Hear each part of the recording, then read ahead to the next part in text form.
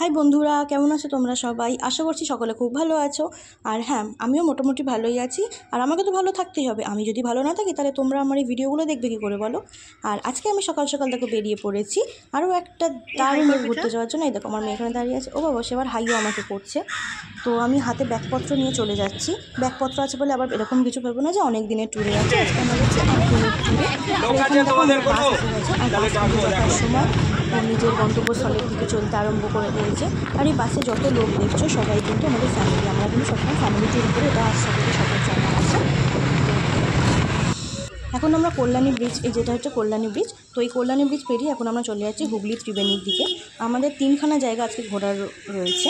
তো প্রথমে আমরা যাচ্ছি হুগলি ত্রিবেণীতে। এরকম আমরা এসে গেছি ত্রিবেণী সঙ্গমে। এখানে প্রচুর দোকান রয়েছে, আরও দোকান পাবে যখন কুম্ভ স্নান চলে। তো এটা কুম্ভ স্নানের নয়, তো কুম্ভ আমরা জল তো পাইনি, কিন্তু সঙ্গমের জল পেয়েছি। তো স্নান করে এবার আমরা চলে যাচ্ছি নৈহাটি বড় মার কাছে। আমরা একটা ম্যাজিক গাড়ি করেছি, এরকম ম্যাজিক কার করেছি। তোমরা চাইলে টোটো, অটো, বাস যে কোনো কিছু করেই কিন্তু নৈহাটি পৌঁছে দিতে পারবে।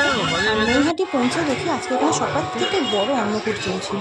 মানে আমরা সত্যি ভাবতে পারিনি যে এই অন্নকূটটা দেখার আমাদের সৌভাগ্য হবে। আমরা ফার্স্ট টাইম নৈহাটি বড় মার কাছে গেলাম, আর ফার্স্ট টাইম গিয়েই যে বড় অন্নকূটটা দেখতে পাবো, তো সত্যি ভাবা যায়নি। অন্নকূটের জন্য আমাদের পুজো দিতে একটু দেরি হয়েছিল, কারণ অন্নকূট চলছিল,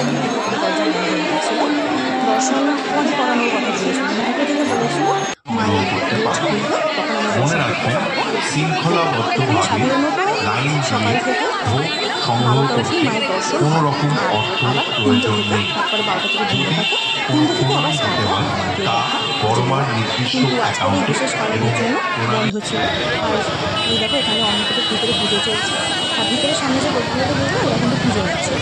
দুপুর 3টা থেকে 7টা অবধি কুপনের প্রসাদ দেওয়া হবে, যেগুলো বাড়িতে আপনারা নিয়ে যেতে পারবেন। লাইনে দাঁড়িয়েছিলাম মাকে দেখবো বলে, দুটো বাজবে দরজাটা খুলে দেবো, তখন নিয়ে যাবো।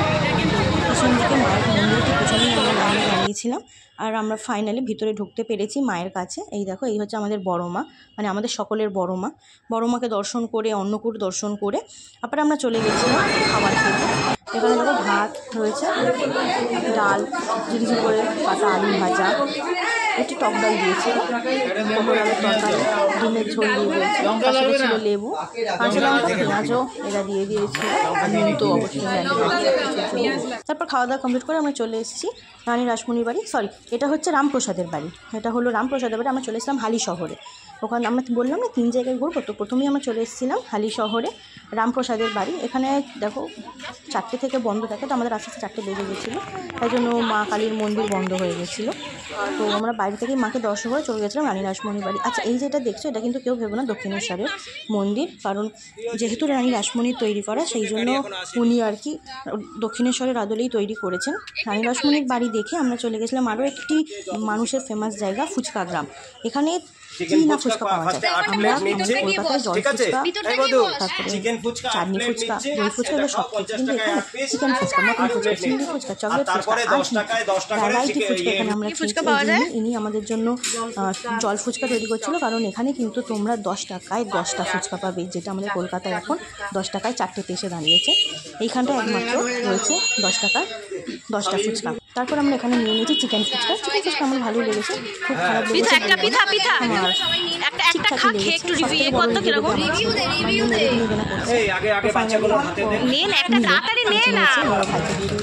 এবার আমার ছেলে খেয়ে বলবে যে কেমন লাগলো।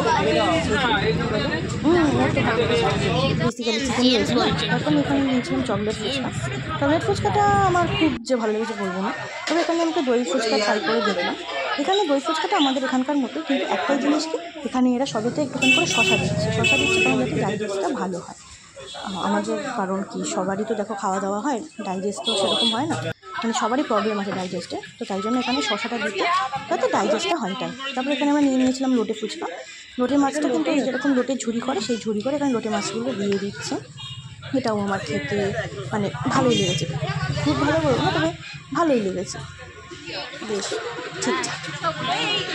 তারপরে আমরা নিয়ে নিয়েছিলাম এখানে আইসক্রিম ফুচকা। আইসক্রিম ফুচকাটা তো আমার ভীষণ ভালো লেগেছিলো। আইসক্রিম ফুচকাটা মানে একটা আলাদাই ফ্লেভার পাওয়া গেছিলো। এখানে বাটারস্কচ দিয়েছিলো।